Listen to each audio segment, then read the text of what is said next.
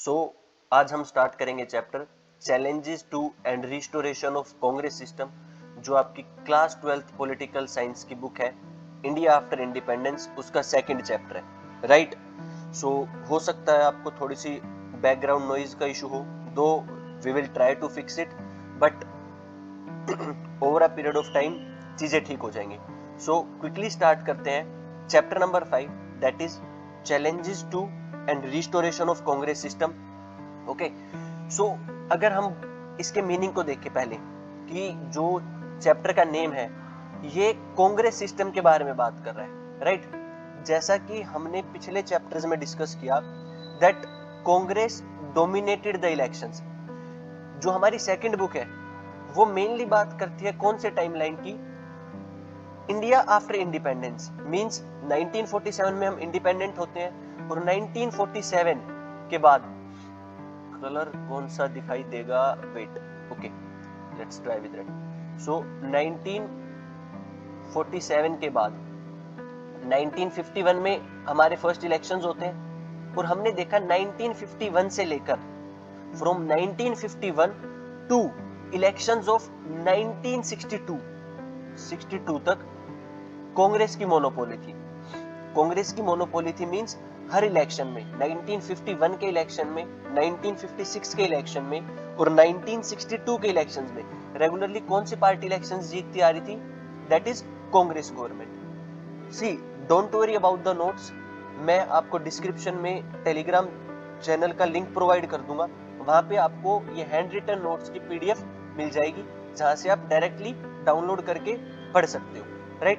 But now we have to focus on understanding the entire chapter. अभी हमारा main focus क्या होगा कि हमें पूरे चैप्टर को पहले समझना है। सो स्टार्ट करते हैं चैलेंजेस टू, क्या क्या चैलेंजेस थे कांग्रेस गवर्नमेंट के सामने, and how Congress restored it's power. जो पहले कांग्रेस का डोमिनेंस था हमने देखा 62 के बाद वो थोड़ा थोड़ा कम होने लग गया, कि कांग्रेस मेजोरिटी से पावर में नहीं आ रही है और काफी चैलेंजेस फेस करने पड़ रहे हैं कांग्रेस को।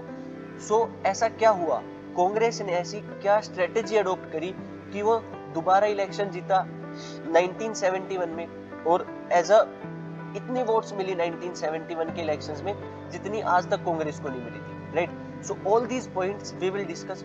सो पहले अगर हम थोड़ा सा ओवरव्यू देखें तो देखो आपके बुक के फर्स्ट पेज पे ये इमेज गिवन है। ये इमेज काफी अच्छे से एक्सप्लेन करती है कांग्रेस सिस्टम को क्या क्या चैलेंजेस फेस करने पड़े। अगर हम इन दोनों बुल्स को कांग्रेस गवर्नमेंट कंसीडर करते हैं, राइट।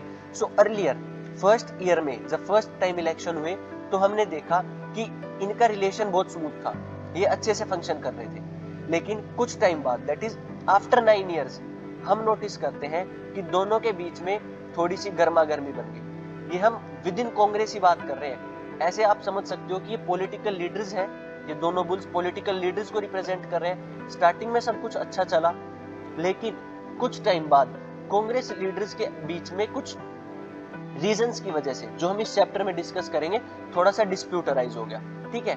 और कुछ टाइम बाद हमने देखा वो एक दूसरे के एंटी हो गए। After 17 years they were against each other.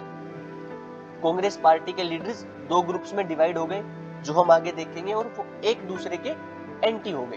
And third is at the end finally after 22 years, 1951 के बाद 20 इयर्स अगर हम ऐड ऑन करते हैं, so somewhere near 1971 and 72 Congress leaders ही आपस में एक दूसरे के एंटी हो गए, वो भी इतने ज्यादा that they started fighting with each other.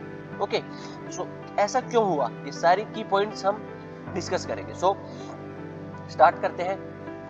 So challenges to and restoration of the Congress system. हमारा चैप्टर स्टार्ट होता है that Congress dominated Indian elections from 1951 to 1960s। 1951 से लेके 1962 इलेक्शन तक सिर्फ कांग्रेस गवर्नमेंट जीतती आ रही थी। कांग्रेस की वन साइडेड मोनोपोली थी, राइट। ये हमने पिछले चैप्टर्स में डिस्कस करा, क्योंकि उसके पास बहुत अच्छे लीडर्स थे, मोस्ट पॉपुलर पार्टी थी कांग्रेस। बट उसके बाद ऐसा क्या हुआ कि कांग्रेस की मोनोपोली, जो कांग्रेस इतने इलेक्शंस जीतती आ रही थी, कांग्रेस ने इलेक्शंस हारना स्टार्ट कर दिया। Later Congress started getting weak, Congress government weak होना स्टार्ट हो गई। और अब उसके क्या रीजंस रहे, उसके तीन मेन रीजंस थे। Death of leaders like Jawaharlal Nehru and Lal Bahadur Shastri.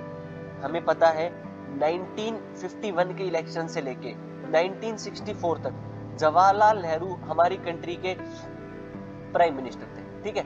Jawaharlal Nehru ने बहुत अच्छे से फंक्शन किया, बहुत अच्छे से रूल किया, लेकिन उनकी डेथ के बाद कांग्रेस गवर्नमेंट में फैक्शंस आना स्टार्ट हो गए, कांग्रेस गवर्नमेंट आपस में ही डिवाइड होना स्टार्ट हो गई। जवाहरलाल नेहरू के बाद जो सेकंड प्राइम मिनिस्टर बने, जिनको प्राइम मिनिस्टर चूज किया, वो थे लाल बहादुर शास्त्री। और हमने देखा लाल बहादुर शास्त्री की डेथ भी सिर्फ 2 साल के अंदर ही हो गई, that Lal Bahadur Shastri died in 1966। सो अगर किसी पॉलिटिकल लीडर की डेथ होती है जो कि एक पार्टी से एसोसिएटेड है, पूरी पार्टी का फेस वही है, जैसे आज के टाइम में नरेंद्र मोदी बीजेपी गवर्नमेंट का एक बहुत बड़ा चेहरा है, बहुत बड़ा फेस है। सो अगर किसी पॉलिटिकल पार्टी के मेन लीडर की डेथ होती है तो डेफिनेटली पार्टी का डाउनफॉल होता ही होता है। So first reason was death of leaders like Jawaharlal Nehru and Lal Bahadur Shastri. Second reason is rise of opposition. Starting years में 1951 के आसपास हमने देखा ओपोजिशन इतना स्ट्रॉन्ग नहीं था, सो कांग्रेस गवर्नमेंट को कोई ओपोज नहीं कर रहा था। बट लेटर वी फाउंड कि काफी ऐसी पार्टीज एमर्ज हो गई, इवन रीजनल और स्टेट पार्टीज एमर्ज हो गई, जिन्होंने कांग्रेस गवर्नमेंट को ओपोज करना स्टार्ट कर दिया, right. So this was the second reason that opposition आना स्टार्ट हो गया, जिसने कांग्रेस गवर्नमेंट को ओपोज करना, उनको क्वेश्चन करना स्टार्ट कर दिया। And third reason was most important reason, split within Congress. जो कांग्रेस गवर्नमेंट थी, जो कांग्रेस पार्टी थी, जो पहले ऑन इंक्लूसिव होती थी, सभी आइडियाज को एक्सेप्ट करती थी, कांग्रेस के अंदर ही स्प्लिट हो गया। जो हमने इस इमेज से देखा कि पहले कांग्रेस साथ में चल रहे थे सारे लीडर्स, और बाद में कांग्रेस में क्या हो गया, स्प्लिट हो गया। सो ये भी एक रीजन बनता है कांग्रेस के वीक होने का, राइट। सो अगर हम एक बार टाइमलाइन देखें, सो पहले जवाहरलाल नेहरू पीएम बनते हैं, उनकी डेथ के बाद लाल बहादुर शास्त्री को पीएम बनाया जाता है, और फाइनली आफ्टर लाल बहादुर शास्त्री कंपटीशन स्टार्ट हो जाता है बिटवीन इंदिरा गांधी एंड मोरारजी देसाई। इंदिरा गांधी भी पीएम बनना चाहती थी और मोरारजी देसाई भी। अगर हम इंदिरा गांधी की बात करें, सो जवाहरलाल नेहरू की बेटी थी, she was daughter of Jawaharlal Nehru. वहीं पे मोरारजी देसाई एक बड़े ही इन्फ्लुएंशियल और पावरफुल लीडर थे कांग्रेस पार्टी के, ठीक है। दोनों कांग्रेस पार्टी के थे, दोनों पीएम बनना चाहते थे, राइट। सो यहाँ से कॉन्फ्लिक्ट स्टार्ट होता है, that is power for struggle. देखो बच्चों, पॉलिटिक्स है क्या, where you are fighting to gain power. आप लड़ाई कर रहे हो पावर में आने के लिए, ठीक है। सो कौन नहीं चाहेगा कि मैं पीएम ना बनूं, right. So everyone wanted. So after death of Nehru, Nehru की डेथ के बाद हम देखते हैं जो कांग्रेस के प्रेसिडेंट थे, कांग्रेस पार्टी के जो प्रेसिडेंट थे, उनका नाम था के कामराज। के कामराज कंसल्ट करते हैं सभी लीडर्स के साथ, सभी लीडर्स से बात करते हैं जो कांग्रेस पार्टी के थे, और डिसाइड करते हैं कि लाल बहादुर शास्त्री को हम प्राइम मिनिस्टर चूज कर सकते हैं, right. So Lal Bahadur Shastri was elected, और I should say was chosen as a new prime minister. अब उनको क्यों चूज किया गया, because of his simplicity. Lal Bahadur Shastri एक बड़े ही सिंपल लीडर थे, और उनकी कमिटमेंट टुवर्ड्स द कंट्री, बहुत ज्यादा कमिटेड थे अपनी कंट्री के टुवर्ड्स, राइट। इवन एक इंसिडेंट जो आपकी बुक में गिवन है, दैट एक रेलवे एक्सीडेंट होता है, जिसमें लाइक उस टाइम पे तब रेलवे एक्सीडेंट हुआ, Lal Bahadur Shastri was the railway minister. जब वो रेलवे मिनिस्टर थे, उस टाइम पे एक रेलवे का एक्सीडेंट होता है, और लाल बहादुर शास्त्री इतने सिंपल और इतने कमिटेड लीडर थे that he took the responsibility of the accident. उन्होंने खुद, उनको किसी ने बोला नहीं, उन्होंने खुद रिस्पॉन्सिबिलिटी ली कि I am responsible for the accident, और वो अपनी पोस्ट से रिजाइन कर देते हैं विलिंगली।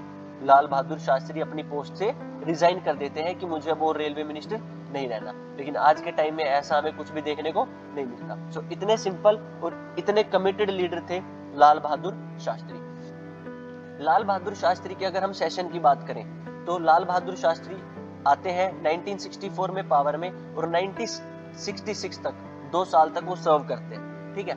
लाल बहादुर शास्त्री के प्राइम मिनिस्टर बनते के साथ ही उनके सामने 3 बड़े चैलेंजेस थे। वो 3 चैलेंजेस क्या थे, recovery from war with China. 1962 में इंडिया चाइना का कॉन्फ्लिक्ट हुआ था, जो हमने प्रीवियस चैप्टर में देखा, और 1962 में जो वॉर हुआ, एज वी ऑल नो, अगर कॉन्फ्लिक्ट होता है, अगर लड़ाई होती है, तो देश का बहुत सारा पैसा खर्च होता है और बहुत सारा नुकसान होता है। सो लाल बहादुर शास्त्री के सामने सबसे बड़ी रिस्पॉन्सिबिलिटी थी कि जो वॉर की वजह से हमारा नुकसान हुआ है चाइना के साथ, we needed to recover, so recovery from war with China. Second important challenge जो लाल बहादुर शास्त्री के सामने था, it was failed monsoon and drought. हमारे देश में अच्छा मानसून नहीं हुआ, अच्छी बारिश नहीं हुई, और किसी किसी जगह पे जिस वजह से सूखा पड़ गया। और अगर मानसून अच्छा नहीं होता, बारिश अच्छी नहीं होती, सो हम लोग ड्रोट पड़ता है, सूखा पड़ता है, और उस वजह से देश में क्या जाते हैं, फूड क्राइसिस। क्योंकि देखो उस टाइम पे हमारे देश के किसानों के पास, फार्मर्स के पास इतनी ज्यादा फैसिलिटीज नहीं थी। सो अगर मॉनसून फेल होता है, ड्रोट आता है, सो उनको काफी चैलेंजेस फेस करने पड़ते हैं, और उन्हीं चैलेंजेस की वजह से हमारा जो एग्रीकल्चर सेक्टर था काफी ज्यादा हिट हुआ, जिस वजह से कंट्री में फूड क्राइसिस आ गई। So second challenge was failed monsoon and drought in front of the country. और थर्ड सबसे बड़ी प्रॉब्लम जो एमर्ज होती है, it was war with Pakistan. 1965 में हमारी पाकिस्तान के साथ भी लड़ाई स्टार्ट हो जाती है। Okay, we had a conflict with Pakistan. So these were the three main challenges, 1962 के वॉर से रिकवर करना, फूड क्राइसिस को मेंटेन करना, और 1965। इसमें जब हमारी कंट्री में फूड क्राइसिस चल रहे थे, सो हम यूएस से हेल्प मांगते हैं फूड ग्रेन्स के लिए, यूनाइटेड स्टेट्स ऑफ अमेरिका से, और हमें यूएस से वो ग्रेन्स प्रोवाइड करता है जो बेसिकली यूज किए जाते हैं एनिमल्स को खिलाने के लिए, राइट। सो इतनी वर्स्ट कंडीशन थी हमारी कंट्री की कि हमें ऐसे ग्रेन्स कंज्यूम करने थे। इसीलिए इस सिचुएशन को देखते लाल बहादुर शास्त्री एक बहुत फेमस स्लोगन देते हैं, दैट इज जय जवान जय किसान। लाल बहादुर शास्त्री कौन सा स्लोगन देते हैं, जय जवान जय किसान, ठीक है। क्योंकि फूड क्राइसिस थे, सो फार्मर्स के लिए और कंट्री को प्रोटेक्ट कर रहे थे हमारे सोल्जर्स, दैट इज जवान। सो ये याद रखना एमसीक्यू पॉइंट ऑफ व्यू से बहुत इंपॉर्टेंट है। नाउ जब हमारी पाकिस्तान के साथ कॉन्फ्लिक्ट होती है, तो यूएसएसआर डिक्लेयर करता है कि वो दोनों कंट्रीज के बीच में एग्रीमेंट करा देगा, कॉन्फ्लिक्ट को सोल्व करा देगा, ठीक है। सो दोनों पार्टीज के लीडर को, इंडिया के लीडर को भी और पाकिस्तान के लीडर को भी एक एग्रीमेंट साइन करने बुलाया जाता है ताशकेंत, जो कि उज्बेकिस्तान की कैपिटल है। प्रेजेंट डे जो कंट्री है उज्बेकिस्तान, उस टाइम पे वो यूएसएसआर का पार्ट थी, और ताशकेंत में दोनों लीडर्स को इनवाइट किया जाता है, that is Lal Bahadur Shastri India की तरफ से, और पाकिस्तान की तरफ से उनके प्रेसिडेंट आयूब खान। दोनों को यूएसएसआर बुलाता है, ताशकेंत में एग्रीमेंट साइन होता है जिसको नाम दिया जाता है Tashkent agreement. And finally agreement sign होने के बाद पता चलता है कि जो लाल बहादुर शास्त्री हमारे देश के प्राइम मिनिस्टर ताशकेंत गए हुए थे, उनकी वहां पे मिस्टीरियसली डेथ हो जाती है, वो वहां पे मर जाते हैं, उनकी डेथ हो जाती है, और उसका क्या रीजन होता है वो अभी तक भी क्लियर नहीं है। इसी के ऊपर हमारी मूवी बनी है, दैट इज ताशकेंत फाइल्स, राइट। सो ये अभी भी एक राज है कि लाल बहादुर शास्त्री की डेथ कैसे हुई, लेकिन हमारे एग्जाम पॉइंट ऑफ व्यू से ये बहुत इंपॉर्टेंट है कि ताशकेंत एग्रीमेंट कहाँ पे साइन हुआ और किन कंट्रीज के बीच साइन हुआ। सो फाइनली लाल बहादुर शास्त्री की भी डेथ हो गई। सो अगेन कांग्रेस गवर्नमेंट के सामने फिर से वही क्वेश्चन है कि अब शास्त्री के बाद कौन, कि शास्त्री के बाद किसको प्राइम मिनिस्टर चूज करा जाए। जो मैंने आपको स्टार्टिंग में बताया कि यहाँ पे कंपटीशन स्टार्ट हो जाता है दो पॉलिटिकल लीडर्स के बीच में, one is Indira Gandhi and second one is Morarji Desai. दोनों लीडर्स कांग्रेस गवर्नमेंट के हैं, राइट। दोनों लीडर्स कांग्रेस गवर्नमेंट के हैं और दोनों चाहते हैं कि मैं प्राइम मिनिस्टर बनूं। इंदिरा गांधी जवाहरलाल नेहरू की डॉटर थी और मोरारजी देसाई बॉम्बे से चीफ मिनिस्टर थे और वो भी चाहते थे कि उन्हें प्राइम मिनिस्टर चूज किया जाए। लेकिन फाइनली कांग्रेस कंसेंसस बनाती है, कांग्रेस लीडर चूज किसको करते हैं, इंदिरा गांधी को। अब वो क्यों करते हैं आइए देखते हैं। ये मोरारजी देसाई को डिपिक्ट करते हैं जो रेस में दौड़ रहे हैं, वहीं पे इंदिरा गांधी को लीडर भी चूज कर लिया गया है बाकी कांग्रेस के लीडर्स के द्वारा। ओके, सो बाकी कांग्रेस के लीडर्स उनको चूज कर लेते हैं as a prime minister of our new country, as a new prime minister of our country, right. So Indira Gandhi को सपोर्ट मिलता है जो कांग्रेस गवर्नमेंट के अंडर मोस्ट इन्फ्लुएंशियल लीडर्स थे ना, senior leaders of Congress supported Indira Gandhi. जो सीनियर लीडर्स थे वो किसको सपोर्ट करते हैं, इंदिरा गांधी को। After secret ballot, secretly Congress के अंडर वोटिंग होती है जिसमें कांग्रेस के सभी एमपीज वोट करते हैं और सबसे ज्यादा वोट मिलते हैं इंदिरा गांधी को। मोरारजी देसाई को बहुत कम वोट्स मिलते हैं। सो इंदिरा गांधी को चूज कर लिया जाता है as a new prime minister of our country. Okay, so this is the story of Indira Gandhi. और फाइनली इंदिरा गांधी अब पावर में आती है, लेकिन यहीं से कांग्रेस लीडर्स के बीच में थोड़ा सा डिस्प्यूट होना स्टार्ट हो जाता है। नाउ रीजन इज कि सभी सीनियर लीडर्स ने, जितने भी सीनियर लीडर्स थे, उन्होंने इंदिरा गांधी को सपोर्ट क्यों किया? वो मोरारजी देसाई को भी तो सपोर्ट कर सकते थे। इंदिरा गांधी को सपोर्ट करने का रीजन है, Indira Gandhi was inexperienced.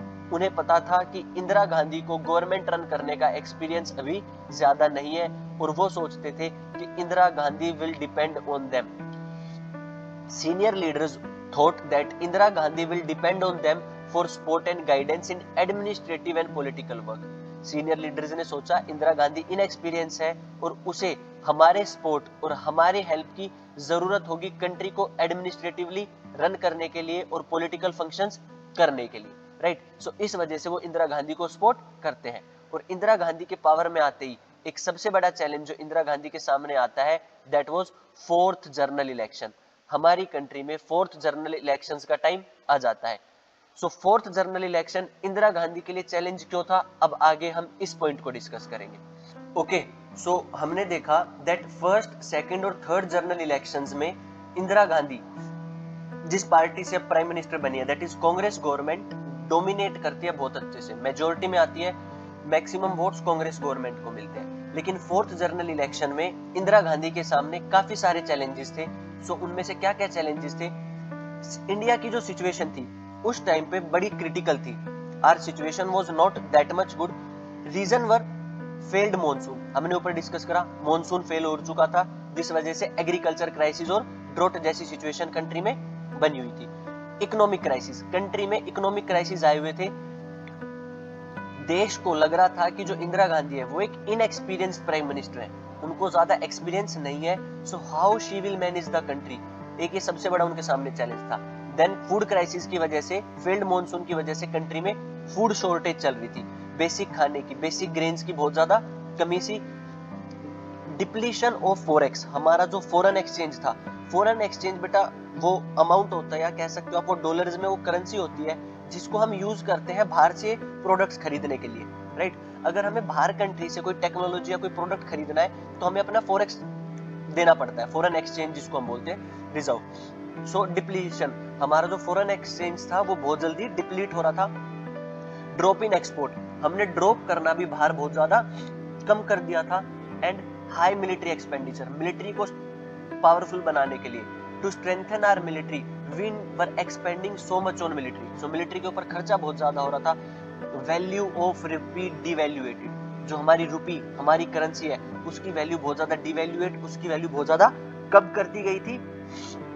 And country में बहुत ज्यादा अनएम्प्लॉयमेंट थी, हमारे देश में उस टाइम पे बहुत ज्यादा बेरोजगारी थी। सो these were the problem in front of Indira Gandhi, जिनको उससे डील करना था, ठीक है। सो ये कुछ फोटो है उन लीडर्स के साथ जो इंदिरा गांधी को चूज करते हैं एज अ प्राइम मिनिस्टर, ठीक है। So now people of India protested. India की इन सभी कंडीशन को देख के, मॉनसून फेल हो चुका है, एग्रीकल्चर क्राइसिस चल रहे हैं, फूड शॉर्टेज है, रुपये की वैल्यू डिवैल्यूएट हो चुकी है, और देश में अनएम्प्लॉयमेंट, बेरोजगारी बहुत ज्यादा है। So people of India started protesting against the government, India के लोगों ने प्रोटेस्ट करना स्टार्ट कर दिया, और इसमें ओपोजिशन पार्टीज ने भी उनका साथ दिया, ठीक है। सो बंद लगाए गए, हड़ताल करी गई, ओपोजिशन पार्टी ने उनको पूरा सपोर्ट करा अगेंस्ट द कांग्रेस गवर्नमेंट। और इसी टाइम पे एक सेंटीमेंट स्टार्ट होता है जिसको बोला जाता है नॉन कांग्रेसिज्म, कि अब हमें कांग्रेस गवर्नमेंट नहीं चाहिए। ओपोजिशन डिमांड करता है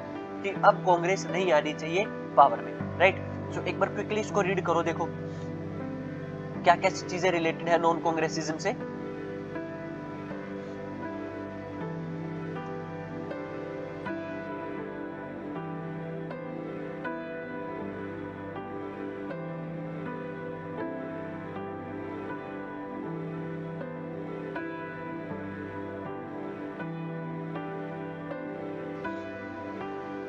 ओके, सो नॉन कांग्रेसिज्म की फीलिंग आ जाती है। जो सोशलिस्ट लीडर होते हैं जैसे कि राम मनोहर लोहिया, वो अपनी सोशलिस्ट पार्टी को फाउंड करते हैं और वो बोलते हैं कि अब हमें कांग्रेस के ओपोजिशन में जितनी भी पार्टीज है उनके अंदर यूनिटी लानी पड़ेगी। That is non Congressism means unity between non Congress parties to win election, कि अगर इलेक्शन में कांग्रेस को हराना है तो हमें ओपोजिशन पार्टीज को यूनाइट करना पड़ेगा, एक साथ करना पड़ेगा। It was a feeling of non Congressism. Okay, then finally fourth general elections आते हैं, ठीक है, लोकसभा के प्लस स्टेट लेजिस्लेटिव असेंबली के। और फर्स्ट टाइम हम फोर्थ जनरल इलेक्शन में ये देखते हैं कि कांग्रेस सेंटर में पावर में तो आती है, वोट्स तो मिलती है कांग्रेस को, लेकिन बहुत कम वोट्स मिलती है। Okay, so Congress got lowest seats from 1952 से अभी तक 1967 में आके हमने देखा कि 1967 के इलेक्शंस में कांग्रेस गवर्नमेंट को सबसे कम सीट्स मिली है। In fourth general election Congress government got minimum seats till now, ठीक है। और लीडर्स लाइक के कामरेज, एस के पाटिल, जो कि बहुत इन्फ्लुएंशियल लीडर्स थे कांग्रेस गवर्नमेंट के, वो अपनी स्टेट में इलेक्शन हार जाते हैं, ठीक है। कांग्रेस 9 स्टेट्स में इलेक्शन हार जाती है। पहले हमारी कंट्री में लोकसभा के इलेक्शंस और स्टेट के elections, that is legislative assemblies के लिए इलेक्शन साथ में हुआ करते थे। सो 1967 के इलेक्शन में हमने देखा कि कांग्रेस गवर्नमेंट तो फॉर्म करती है, लेकिन बहुत कम सीट्स के साथ, बहुत कम वोट्स के साथ। इवन 9 स्टेट्स में तो कांग्रेस गवर्नमेंट हार भी जाती है, ठीक है। 7 में वो डायरेक्टली मेजोरिटी नहीं ले पाती, और 2 स्टेट्स ऐसी होती है जहां पे लीडर्स डिफेक्शन कर लेते हैं। डिफेक्शन क्या होता है अभी हम आगे डिस्कस करेंगे। और उसी टाइम पे एमर्ज होती है तमिलनाडु में DMK party. Okay, DMK party emerge होती है तमिलनाडु में, और वो एमर्ज होती है इस वजह से क्योंकि जो तमिलनाडु के स्टूडेंट्स थे वो रिवोल्ट कर रहे होते हैं कि आप हिंदी लैंग्वेज को इम्पोज नहीं कर सकते। Congress government was trying to declare Hindi as the only official and national language, but people of Tamil Nadu were not happy with it, और वो आज भी इस चीज से खुश नहीं है। इस वजह से वो वहां पे अपनी रीजनल पार्टी, अपनी स्टेट पार्टी फॉर्म करते हैं, दैट इज डीएमके, क्योंकि डीएमके बोलती है कि हम हिंदी को इम्पोज होने नहीं देंगे, ठीक है। सो ऐसी सिचुएशन थी। अगर हम मैप को देखें कि देयर वाज अ सेइंग कि अगर आप दिल्ली से स्टार्ट करो और हावड़ा जो कि बंगाल में है, दिल्ली से अगर आप हावड़ा तक आओगे तो आपको कोई भी कांग्रेस स्टेट क्रॉस नहीं करनी पड़ेगी। मतलब ऐसी कोई भी स्टेट बीच में नहीं आएगी जहां पे कांग्रेस गवर्नमेंट मेजोरिटी में होगी। फॉर एग्जांपल दिल्ली से हम स्टार्ट करते हैं तो उत्तर प्रदेश में भी कांग्रेस मेजोरिटी में नहीं था, बिहार में भी नहीं था, और वेस्ट बंगाल में भी नहीं था। सो इट मेंट कि if you board a train from Delhi और आप हावड़ा बंगाल तक आते हो तो एक भी कांग्रेस डोमिनेटेड स्टेट्स बीच में नहीं आएगी। ऐसी स्टेट नहीं आएगी जहां पे कांग्रेस की गवर्नमेंट मेजोरिटी में है। सो ये एक बहुत बड़ा सेटबैक था कांग्रेस गवर्नमेंट के लिए, एक बहुत बड़ा चैलेंज था, ठीक है। इसीलिए कांग्रेस 1967 में गवर्नमेंट तो फॉर्म करती है, लेकिन कोएलिशन की मदद से। कोएलिशन क्या होता है? When no single party gets majority in election and 2 or more parties come together to hold power, जब किसी एक पार्टी की मेजोरिटी नहीं आई होती और वो बाकी पार्टीज की हेल्प से गवर्नमेंट फॉर्म करते हैं। सो जैसे कि अभी तक कांग्रेस को कोएलिशन नहीं फॉर्म करना पड़ा था, लेकिन 1967 के इलेक्शन में उनके पास कोई भी ऑप्शन नहीं था और उन्हें कोएलिशन गवर्नमेंट फॉर्म करनी पड़ी। वहीं पे हमने देखा कांग्रेस के ओपोजिशन में एक ग्रुप एमर्ज आउट होता है जिसको बोला जाता है एसवीडी, संयुक्त विधायक दल। संयुक्त विधायक दल जो कि नॉन कांग्रेस पार्टीज जितनी भी थी उन्होंने बनाया हुआ था, जितनी भी नॉन कांग्रेस पार्टीज थी उन्होंने बनाया हुआ था, ठीक है। ऊपर हमने बताया, डिस्कस किया कि कांग्रेस 2 स्टेट में इलेक्शन हारती है बिकॉज ऑफ डिफेक्शन। किस वजह से इलेक्शन हारती है? डिफेक्शन की वजह से। सो डिफेक्शन का मतलब क्या होता है? ऑल्दो हमने डिफेक्शन को बैन कर दिया था 1985 में। डिफेक्शन को कब बैन कर दिया था? इन 1985 with the 52nd constitutional amendment act. इस एक्ट के अंडर हमने बैन कर दिया था। लेकिन डिफेक्शन क्या होता है? जब एक इंडिविजुअल इलेक्शन लड़ता है किसी और पार्टी से और इलेक्शन जीतने के बाद वो दूसरी पार्टी में शिफ्ट कर जाता है। When an individual win elections from one party and then move to the another party after election, इसको बोलते हैं डिफेक्शन। माने अगर मैं इलेक्शन लड़ रहा हूं कांग्रेस से और इलेक्शन जीतने के बाद मैं चला जाता हूं बीजेपी में या किसी और पार्टी में, तो इसको डिफेक्शन बोला जाता है, जो कि आज के टाइम पे बैन है, ठीक है। समझ आया कि आज के टाइम पे डिफेक्शन जैसी प्रैक्टिसेस क्या है कंट्री में? बैन है। Now you cannot shift from one party to another after winning elections. Got it? समझ आया या नहीं आया समझ? इसीलिए डिफेक्शन के ऊपर एक स्टोरी काफी वायरल होती है जिसको बोला जाता है Aaya Ram Gayalal, sorry it is Aaya Ram और गयाराम, जो कि है हरियाणा के एमएलए थे गयालाल। गयालाल 3 बार पार्टी चेंज करते हैं सिर्फ फोर्टनाइट मींस 2 वीक्स के अंदर, 2 वीक्स के अंदर ही under within a fortnight Gayalal party change करते हैं 3 बार। वो कांग्रेस से यूनाइटेड फ्रंट में जाते हैं, यूनाइटेड फ्रंट से दोबारा कांग्रेस जाते हैं और फिर कांग्रेस से दोबारा यूनाइटेड फ्रंट में चले जाते हैं विद इन 9 आवर्स, मतलब 9 घंटे के अंदर वो अपनी पार्टी चेंज कर लेते हैं। जितना टाइम एक आदमी को सो के उठने में लगता है इतने टाइम में गयालाल जी पार्टी बदल ले रहे थे, ठीक है। So this was a big challenge in front of Congress government. Now moving on to the result of 1967 election. 1967 में जो इलेक्शन हुआ उसका रिजल्ट क्या होता है कि कांग्रेस स्टेट्स में काफी हार जाती है, मेजोरिटी नहीं मिल पाती, लेकिन फिर भी सेंटर में कांग्रेस गवर्नमेंट रिड्यूस्ड मेजोरिटी के साथ, कम वोट्स के साथ गवर्नमेंट फॉर्म कर लेती है, ठीक है। सो सेंटर में फिर भी कांग्रेस गवर्नमेंट मेंटेन रहती है, ठीक है। ये देखो इमेज दिखाई गई है कि कांग्रेस को हराने के लिए कैसे सभी पार्टीज यूनाइट हो जाती है, कैसे सारी पार्टीज यूनाइट हो जाती है, सभी लीडर्स जुड़ जाते हैं कि हमारा एम क्या है, हमें सिर्फ कांग्रेस को हराना है, ठीक है। उसी टाइम पे कांग्रेस में एक बहुत बड़ी चीज स्टार्ट होती है जिसको बोला जाता है स्प्लिट इन कांग्रेस। क्या बोला जाता है? Split in Congress. Split means divide. अब कांग्रेस आपस में ही 2 ग्रुप्स में डिवाइड हो जाती है। एक ग्रुप वो बनता है जिसकी हेड इंदिरा गांधी होती है और दूसरा ग्रुप वो बनता है जिसको सिंडिकेट्स लीड करते हैं। इंदिरा गांधी को पता चलता है कि हमने ऊपर डिस्कस किया था, अगर आपको याद हो, तो इंदिरा गांधी को इन्फ्लुएंशियल लीडर्स ने इसीलिए चूज करा क्योंकि वो सोचते थे कि इंदिरा गांधी उनके ऊपर डिपेंडेंट रहेंगी, लेकिन रियलिटी में ऐसा कुछ भी नहीं होता है। सो सिंडिकेट वो लीडर्स थे कांग्रेस पार्टी के जो काफी ज्यादा इन्फ्लुएंशियल थे। Most powerful and influential leaders were the syndicate, ठीक है। सॉरी। सो वो लीडर्स थे most powerful and influential leader Congress government के अंदर, जो बहुत ज्यादा पावरफुल और इन्फ्लुएंशियल लीडर्स थे, उन्हें क्या बोला गया? सिंडिकेट। और सिंडिकेट जो लोग थे जिन्होंने इंदिरा गांधी को चूज किया था, अब वो इंदिरा गांधी की ही फंक्शनिंग से, इंदिरा गांधी के काम से खुश नहीं थे। So Indira Gandhi faced challenge from within the Congress. Indira Gandhi को कांग्रेस के अंदर से ही चैलेंज आना स्टार्ट होता है। सिंडिकेट चाहते थे कि इंदिरा गांधी उनकी बात माने, उनको फॉलो करे, लेकिन इंदिरा गांधी ने ऐसा कुछ भी नहीं करा। सो अब ये 2 ग्रुप्स में डिवाइड हो जाएंगे, ठीक है। इंदिरा गांधी सिंडिकेट्स को इग्नोर करके, कि वो चाहते हैं कि इंदिरा गांधी को डोमिनेट करना, तो इंदिरा गांधी अब सिंडिकेट से अलग होके न्यू एडवाइजर्स अपॉइंट कर लेती है, ठीक है। इंदिरा गांधी अपनी गवर्नमेंट को रन करने के लिए, क्योंकि वो पीएम है और पीएम सबसे ज्यादा पावरफुल होता है। हमने 11th क्लास में पढ़ा था कि जो काउंसिल ऑफ मिनिस्टर होता है, जो मिनिस्टर्स होते हैं इंपॉर्टेंट, उनको कौन चूज करता है? प्राइम मिनिस्टर उनको बेसिकली एडवाइज करता है प्रेसिडेंट को अपॉइंट करने के लिए। सो प्राइम मिनिस्टर का बहुत इंपॉर्टेंट रोल होता है। तो अब इस टाइम पे Indira Gandhi new advisers appoint कर लेती है और सिंडिकेट्स को इग्नोर कर देती है, ठीक है। अब Indira Gandhi goal, what was the goal of Indira Gandhi? New advisers appoint करके इंदिरा गांधी का गोल क्या था? Indira Gandhi wanted that she should not be dependent on syndicate.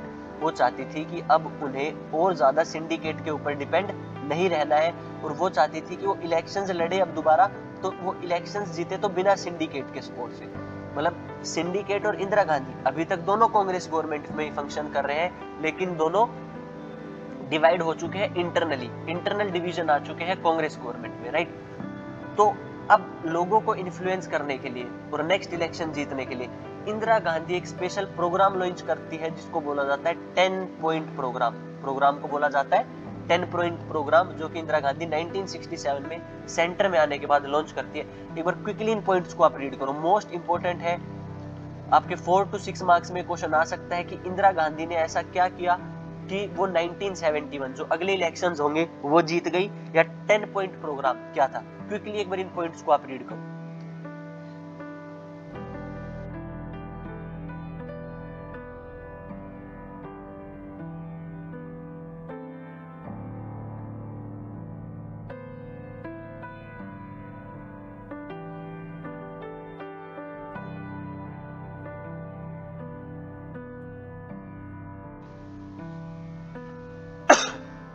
सो अगर हम 10 पॉइंट प्रोग्राम की बात करें, इंदिरा गांधी ने क्या इनिशिएटिव लिए? Social control of bank, banks को इंदिरा गांधी ने अपने कंट्रोल में ले लिया, गवर्नमेंट के कंट्रोल में ले लिया। Even nationalisation of general insurance, nationalisation means जब गवर्नमेंट किसी सेक्टर को अपने कंट्रोल में ले लेती है, प्राइवेट के हैंड्स में नहीं छोड़ती। सो बैंक्स को इंदिरा गांधी ने अपने कंट्रोल में ले लिया, और इंश्योरेंस, जो कंपनीज इंश्योरेंस करती थी, जनरल इंश्योरेंस प्रोवाइड करती थी, उनको भी अपने कंट्रोल में ले लिया। Ceiling on urban property, urban property means Indira Gandhi ने सीलिंग लगा दी कि आप एक लिमिट से ज्यादा प्रॉपर्टी और इनकम नहीं रख सकते। अगर आप एक लिमिट से ज्यादा, सीलिंग होता है जब आप किसी चीज के ऊपर एक बैरियर लगा देते हो। सो इंदिरा गांधी ने सीलिंग लगाया that you can not hold more urban property और इनकम, आप ज्यादा इनकम और अर्बन प्रॉपर्टी अपने पास नहीं रख सकते, अगर रखेंगे तो आपको उसका टैक्स पे करना पड़ेगा। Second, next is PDS system, public distribution system. Indira Gandhi start करती है पब्लिक डिस्ट्रीब्यूशन सिस्टम। अब पीडीएस सिस्टम के अंडर इंडियन पॉपुलेशन को क्या प्रोवाइड करे जाएंगे? Food grains. जो आज के टाइम पे आप हमारी राशन शॉप्स देखते हो जिनको गवर्नमेंट रन करती है, वो पब्लिक डिस्ट्रीब्यूशन सिस्टम के अंडर ही फंक्शन करती है। सो इंदिरा गांधी लोगों का सपोर्ट जीतने के लिए पीडीएस जैसी स्कीम्स लेके आती हैं, क्योंकि कंट्री, हमने देखा कि उस टाइम पे बहुत हार्ड एग्रीकल्चर क्राइसिस से सफर कर रही थी। ठीक है, then government introduce land reforms. Government क्या इंट्रोड्यूस करती है? लैंड रिफॉर्म्स इंट्रोड्यूस करती है। और एबोलिशन, लैंड रिफॉर्म्स हमने देखा था, लैंड रिफॉर्म्स होते हैं जब गवर्नमेंट जिन लोगों के पास ज्यादा लैंड है उनसे लेके जिन लोगों के पास लैंड नहीं है उनमें डिवाइड कर देती है, right. So government take the land from the people who are having more land and give land to the poor people. So these were the land reforms. And abolition of privy purse, ये बहुत important है, abolition of privy purse. बेटा जब हम independent हुए थे, champions you all know कि जब हम इंडिपेंडेंट हुए थे, सो गवर्नमेंट ने कुछ स्टेट्स को स्पेशल प्रिविलेजेस दिए थे। ठीक है, जो स्टेट्स को हम इंटीग्रेट कर रहे थे अपने साथ, तो उनको हमने स्पेशल प्रिविलेजेस दिए थे। उन स्पेशल प्रिविलेजेस को बोला जाता था privy purse. Special privileges given to the territories और द कंट्रीज विच और the states which integrated with India, तो उसको बोला जाता था प्राइवी पर्स। और इंदिरा गांधी ने प्राइवी पर्स को क्या कर दिया? अबोलिश कर दिया। ठीक है, सो ये बहुत इंपॉर्टेंट है 10 पॉइंट प्रोग्राम, और उसके अंदर क्या क्या पॉइंट आते हैं। और इसी टाइम पे इंदिरा गांधी एक स्लोगन भी देती है जिसको बोलती है वो गरीबी हटाओ। इंदिरा गांधी क्या स्लोगन देती है? गरीबी हटाओ। अभी तक कांग्रेस में डिवीजन चल रहा है, आपस में डिस्कशन चल रहे हैं, मतलब आपस में सिंडिकेट और इंदिरा गांधी आपस में खुश नहीं है, लेकिन फाइनली ये चीज डिक्लेयर आती है, सबके सामने आती है इन प्रेसिडेंशियल इलेक्शन ऑफ 1967। 1967 में इलेक्शंस होते हैं, किसके लिए? प्रेसिडेंट के लिए। ठीक है, सो अभी तक ये होता आया था कि कांग्रेस गवर्नमेंट जिसको प्रेसिडेंट के लिए नॉमिनेट करती थी वही इंडिविजुअल प्रेसिडेंट बनता था। लेकिन अब हम देखते हैं 1969 में कि जो पुराने प्रेसिडेंट थे जाकिर हुसैन, उनकी डेथ हो जाती है, और इंदिरा गांधी सपोर्ट करती हैं वीवी गिरी को, वहीं पे सिंडिकेट सपोर्ट करते हैं संजीवा रेड्डी को। मतलब दोनों कांग्रेस के ही हैं, इंदिरा गांधी भी कांग्रेस में है और सिंडिकेट भी कांग्रेस में है, लेकिन दोनों अलग अलग लीडर्स को सपोर्ट कर रहे हैं। तो इंदिरा गांधी चाहती है वीवी गिरी को प्रेसिडेंट बनाया जाए, वहीं पे सिंडिकेट चाहता है कि संजीवा रेड्डी को प्रेसिडेंट बनाया जाए।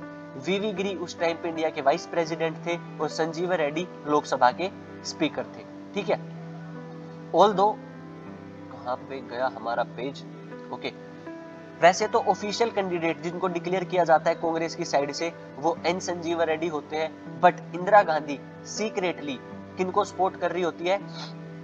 वीवी गिरी को। ठीक है, और इनको जिताने के लिए इंदिरा गांधी काफी स्कीम्स भी लॉन्च करती है ताकि उनकी तरफ लोगों का ज्यादा ट्रस्ट बने। इंडिविजुअल्स वोट नहीं करते प्रेसिडेंट के इलेक्शन में, हम लोग वोट नहीं करते, इनडायरेक्ट इलेक्शंस होते हैं।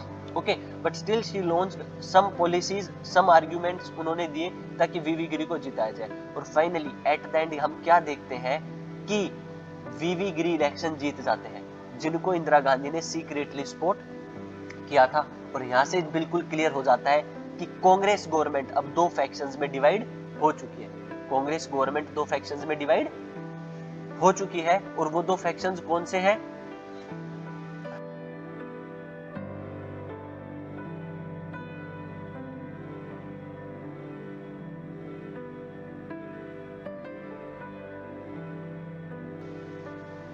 कांग्रेस गवर्नमेंट जिन दो फैक्शंस में डिवाइड हुई है वो है Congress R means requisitionists and Congress O, Congress organisation. Congress O वो ग्रुप है जिसको सिंडिकेट लीड कर रहे हैं, ठीक है, इन्फ्लुएंशियल लीडर्स कर रहे हैं। और कांग्रेस आर वो ग्रुप है जिसको कौन लीड कर रहा है? इंदिरा गांधी। याद रखना इंदिरा गांधी में आर आता है, इसीलिए कांग्रेस आर मींस जिसको इंदिरा गांधी ने सपोर्ट करा, और कांग्रेस ओ मींस जो सिंडिकेट की पार्टीज थी। Okay, Indira Gandhi showed this divide as between socialist and conservative. Indira Gandhi इस डिवाइड को, कांग्रेस में जो डिवाइड हुआ है, इसको इंदिरा गांधी कैसे रिप्रेजेंट करती है कि ये डिवीजन सोशलिस्ट और कंजर्वेटिव्स के बीच है। माने वो कहना चाहती थी कि जो प्रो पुअर, पुअर के लिए काम करेंगे वो इंदिरा गांधी होगी, और रिच क्लास के लिए जो काम करेगा वो कौन होंगे? सिंडिकेट लीडर्स होंगे, जो इन्फ्लुएंशियल और पावरफुल लीडर्स है। और यही पॉलिटिक्स होती है, वी ऑल नो, इसी को क्या बोलते हैं हम? पॉलिटिक्स बोलते हैं। There was division between syndicates and Indira Gandhi की कांग्रेस आर, ठीक है। So Congress R and Congress O. और फाइनली ये प्रेसिडेंशियल इलेक्शन जिसमें इंदिरा गांधी किसको सपोर्ट करती है? वीवी गिरी को।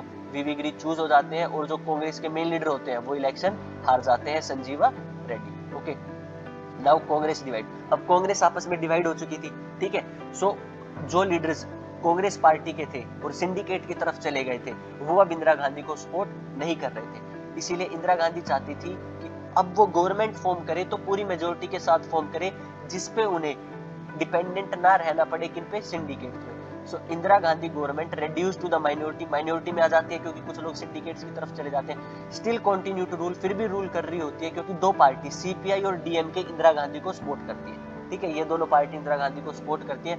और फाइनली इंदिरा गांधी 1970 में लोकसभा को डिसोल्व कर देती है। डिसोल्व मींस बीच में डिसोल्व कर देना कि गवर्नमेंट अच्छे से फंक्शन नहीं कर पा रही है, री इलेक्शन होने चाहिए। देखो इलेक्शन हुए थे 1967 में जिसमें कांग्रेस जीती, और 5 साल के हिसाब से दोबारा इलेक्शन होने चाहिए थे 72 में, राइट। 1971-72 में होने चाहिए थे, लेकिन इंदिरा गांधी ने गवर्नमेंट को बीच में ही डिसोल्व कर दिया, और अब बीच में ही दोबारा इलेक्शन कंडक्ट कराने पड़े, जो कि हमारे 5th जनरल इलेक्शन होते हैं 1971 में। अब एक साइड होती है इंदिरा गांधी और उनकी कांग्रेस आर, दूसरी साइड बनाया जाता है ग्रैंड अलायंस। ग्रैंड माने बहुत बड़ा, अलायंस माने ग्रुप, एक बहुत बड़ा अलायंस ग्रुप बनाया जाता है by all the opposition parties. जितनी भी ऑपोजिशन पार्टीज होती हैं, याद हो तो पहले जैसे एसवीडी बनाया गया था, संयुक्त विधायक दल, वैसे ही इस बार एक ग्रुप बनाया जाता है इंदिरा गांधी को हराने के लिए, ग्रैंड अलायंस। ओके, और जो कांग्रेस होती है, जो कांग्रेस आर, जो इंदिरा गांधी की पार्टी है, इंदिरा गांधी स्लोगन देती है गरीबी हटाओ, और वहीं पे ग्रैंड अलायंस क्या स्लोगन देता है इलेक्शन जीतने के लिए? इंदिरा हटाओ। और इंदिरा गांधी जब बोलती है गरीबी हटाओ, तो इस चीज से लोग इतने ज्यादा इंप्रेस हो जाते हैं कि दलित, विमेन और आदिवासी सेक्शन और अनएम्प्लॉयड यूथ होता है हमारे देश का, सारे डायरेक्टली किसको वोट दे देते हैं? इंदिरा गांधी को। लाइक इंदिरा गांधी जो भी टैक्टिक्स प्ले करे इलेक्शन जीतने के लिए, और इन्होंने भी टैक्टिक्स प्ले करे। देखो इलेक्शन जीतने के लिए पॉलिटिकल पार्टीज टैक्टिक्स ही प्ले करती है, right. So finally Indira Gandhi गरीबी हटाओ बोलती है 1971 के इलेक्शन में, और ग्रैंड अलायंस वाले जो एक ओपोजिशन अलायंस था इंदिरा गांधी को हराने के लिए, वो बोलते हैं इंदिरा हटाओ। और रिजल्ट आता है कांग्रेस आर, इंदिरा गांधी की गवर्नमेंट, कांग्रेस आर जीतती है सीपीआई सपोर्ट के साथ, और कांग्रेस आर को मिलती है 375 सीट्स। 1951 से लेके अभी तक कांग्रेस को इतनी ज्यादा सीट्स नहीं मिली थी जो 1971 के इलेक्शन में मिलती है, दैट इज 375 सीट्स, और कांग्रेस जीत जाती है, जिसको लीड कर रही थी इंदिरा गांधी। और ये इंदिरा गांधी के लिए बहुत बड़ी जीत होती है। और इस जीत के लिए, इस इलेक्शंस को जीतने के लिए, एक तो गरीबी हटाओ स्लोगन बहुत ज्यादा यूजफुल रहा, और ये जो हमने पॉइंट्स डिस्कस करे थे, इंदिरा गांधी ने जो 10 पॉइंट प्रोग्राम रिलीज किया था, it played a very crucial role. इसने बहुत क्रूशियल रोल प्ले किया इंदिरा गांधी को इलेक्शंस जिताने के लिए। You should remember this. Question आएगा विच इनिशिएटिव, और इंदिरा गांधी ने क्या फंक्शन प्ले किया, क्या रोल प्ले करा इलेक्शन जीतने के लिए। So you have to mention all these point, इनको याद रखेंगे, ठीक है। इंदिरा गांधी जीतती है इलेक्शन अकेली, बिना इन सिंडिकेट लीडर्स की सपोर्ट से। इनका कोई सपोर्ट नहीं था, फिर भी इंदिरा गांधी जीत जाती है, और ग्रैंड अलायंस हार जाता है बहुत बुरे तरीके से, ठीक है। और Indira Gandhi finally became the again prime minister. कौन बनती है? Indira Gandhi is chosen as the new again as the prime minister of our country, ठीक है। अब 1971 में इंदिरा गांधी के पास प्राइम मिनिस्टर बनते ही जो सबसे बड़ा चैलेंज था वो था political and military crisis. Political crisis तो चल ही रहे थे, पॉलिटिकल ओपोजिशन उनको सप्रेस करने की कोशिश कर रहा था, वहीं पे मिलिट्री रिवोल्ट भी स्टार्ट हो जाता है हमारा पाकिस्तान के साथ। 1971 बांग्लादेश बनता है, 1971 में क्या बनता है, बांग्लादेश, जो कि पहले क्या था, ईस्ट पाकिस्तान। दो पाकिस्तान बनाए जाते हैं, ईस्ट पाकिस्तान और west Pakistan. East Pakistan present day Bangladesh है, और इस बांग्लादेश को बनाने में इंडिया का बहुत बड़ा हाथ है। 1971 में हमारी पाकिस्तान के साथ लड़ाई होती है, जिसमें पाकिस्तान हारता है, बहुत बुरे तरीके से हारता है, और हम जीत जाते हैं, जिसके बाद बनाया जाता है east Pakistan, that is Bangladesh. और इंडिया, हमारी इंडियन मिलिट्री 90,000 सोल्जर्स को, जो 90,000 सोल्जर से पाकिस्तान के, उनको बंदी बना लेती है। ओके, बाद में हम उनको छोड़ देते हैं under Geneva convention, but yes 90,000 soldiers were hostage of Indian army. इतने पावरफुल थे हम उस टाइम पे भी, और इस वजह से इंडिया की जीत को देख के इंदिरा गांधी और ज्यादा पावरफुल हो जाती है, लोग इंदिरा गांधी को और ज्यादा पसंद करने लगते हैं। देखो, अगर देश के ऊपर हमला होता है तो भी प्राइम मिनिस्टर की बदनामी होती है, और अगर हम किसी से वोट जीतते हैं तो प्राइम मिनिस्टर की वाहवाही होती है। रिसेंट बेस्ट एग्जांपल आपने देखा होगा पहलगाम अटैक। जब पहलगाम अटैक हुआ तो मोदी को बहुत लोग क्वेश्चन कर रहे थे, लेकिन जब हमने ऑपरेशन सिंदूर लॉन्च करा, ऑपरेशन महादेव के अंडर हमने टेररिस्ट को मारा जिन्होंने पहलगाम किया था, हमने पाकिस्तान के अंदर जाके अटैक किया उनके ऊपर, सो प्राइम मिनिस्टर की वाहवाही बढ़ाई बहुत ज्यादा होती है। सिमिलरली 1971 में पाकिस्तान से जीतने के बाद और बांग्लादेश बनने के बाद इंदिरा गांधी और ज्यादा पॉपुलर हो जाती है, और वो स्टेट इलेक्शंस भी जीतती है उसके बाद, ठीक है। इन 1972 इंदिरा गांधी वोन स्टेट इलेक्शंस एज वेल, और इंदिरा गांधी डिक्लेयर कर देती है कि कांग्रेस आर, जो कि इंदिरा गांधी की कांग्रेस है, वो अब रियल कांग्रेस है, और जो कांग्रेस ओ है वो रियल कांग्रेस नहीं है। Okay, sorry. सो अब न्यू जो कांग्रेस बनी है, जो इंदिरा गांधी ने न्यू कांग्रेस बनाई है, वो पुरानी कांग्रेस से बहुत ज्यादा सेपरेट है, बिकॉज अब ये ऑल इंक्लूसिव नहीं है।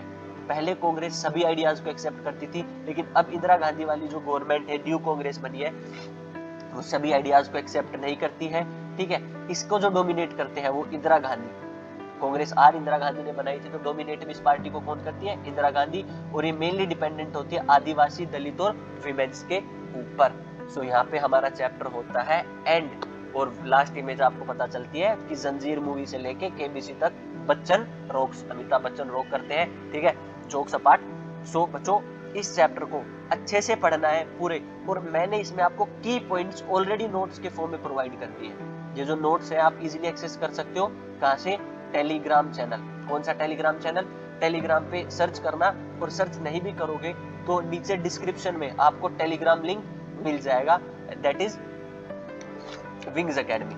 Wings academy learn, wings academy learn and fly high, right, learn and fly high. Do let me know in the comment section, comment section में जरूर शेयर करना हाउ वाज द वीडियो, ठीक है, और हम कैसे कंटेंट को इंप्रूव कर सकते हैं, how we can improve our content, हम अपने वीडियो को, कंटेंट को कैसे इंप्रूव कर सकते हैं, कैसे और ज्यादा बेहतर बना सकते हैं। थैंक यू सो मच, जल्दी मिलते हैं champions with the next chapter. Take care, stay tuned and don't forget to revise the chapter. Okay, take care, bye bye.